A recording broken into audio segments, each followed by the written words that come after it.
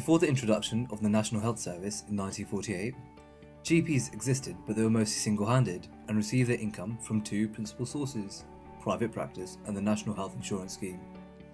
When the NHS was formed, GPs insisted they didn't want a salary from the NHS. Instead, they were given an allowance of money to run services in their own practice. Before then, GPs were private doctors, but since the contracting of GPs by the NHS, their services have become more available to members of the public. Over the last 10 years, the system has been refined to make sure there is adequate delivery of care with the use of targets and incentives.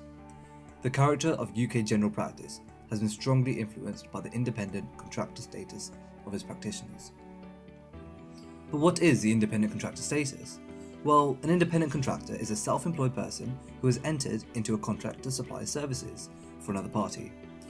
As an independent contractor, the GP is not told by the NHS how to practice, so GPs exercise their own discretion and freedom in how to run their practices.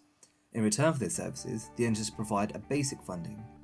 GPs are often formed of GP partners who have a financial interest in the business, similar to a solicitor's firm. Okay, now let's look at how things are done elsewhere. New Zealand's healthcare system is funded by general taxation, similar to ours, so treatments are generally free or subsidised.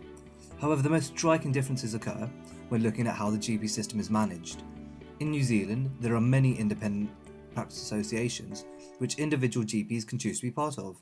This creates larger umbrella corporations, which in turn allows economies of scale to be realised, which yield massive savings.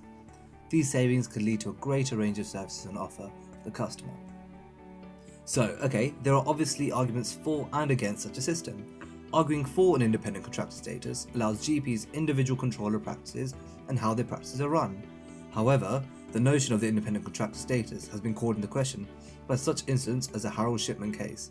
236 deaths may have been saved if there was greater accountability and clinical monitoring.